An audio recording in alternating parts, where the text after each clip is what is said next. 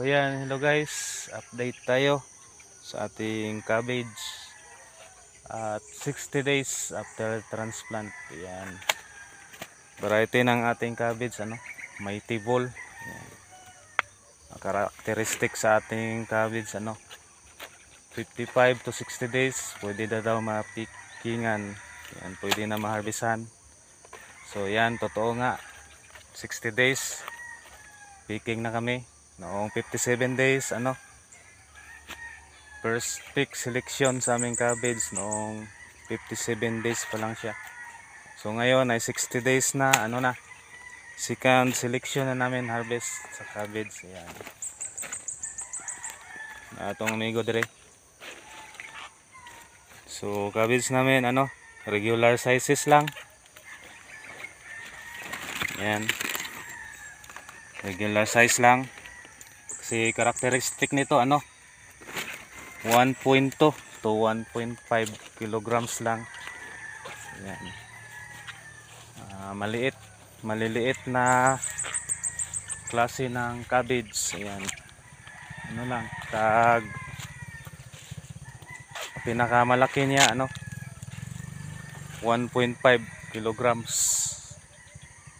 Ayan, or 1,500 grams lang, pinakamalaki sa ating cabbage. So ayan. So activity namin, harvest kayo ngayon, selection sa aming cabbage. Itong agaw. So tatlo lang kami ngayon harvest.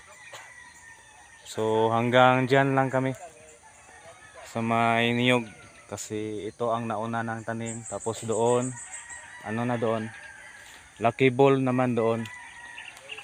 Ang tanim natin doon, Lucky Ball. Kasi dalawang variety to guys.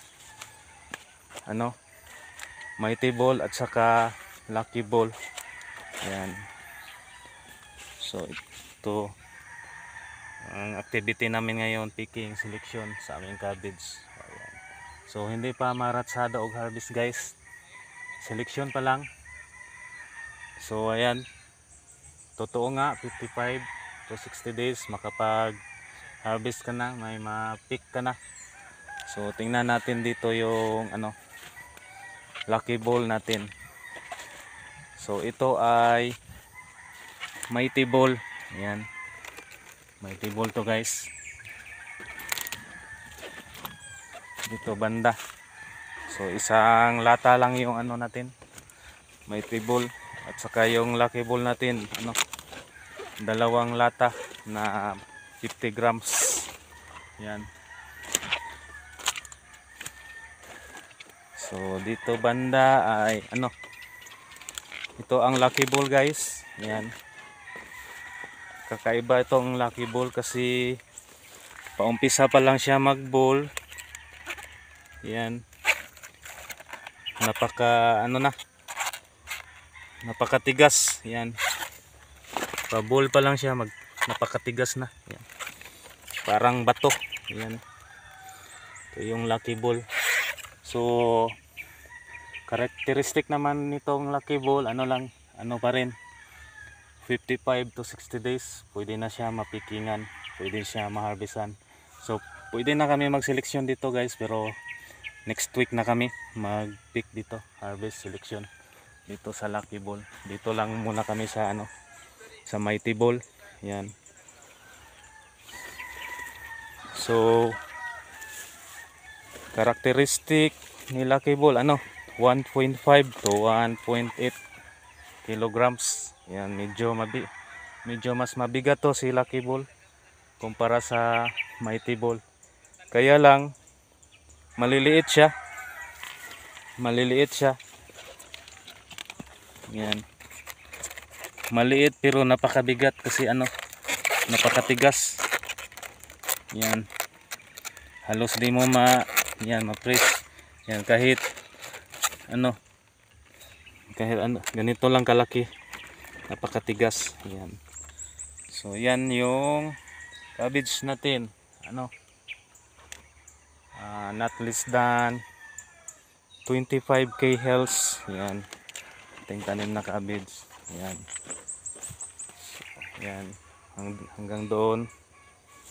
Yan, hanggang doon.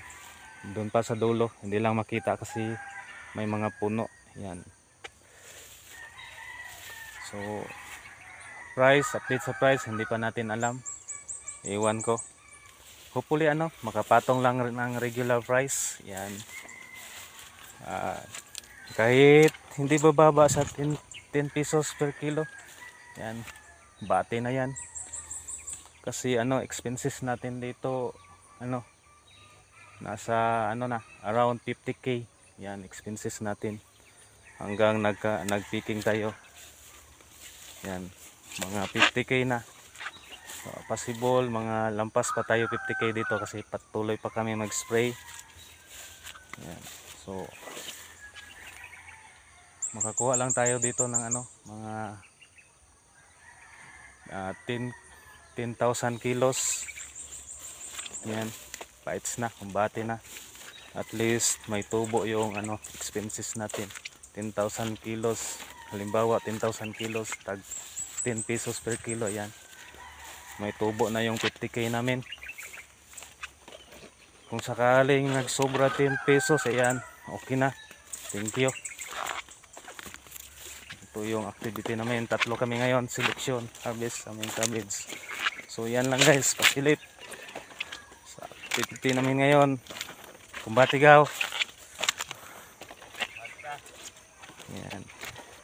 Yan, pasilip sa aming cabbage. Happy farming, work smart.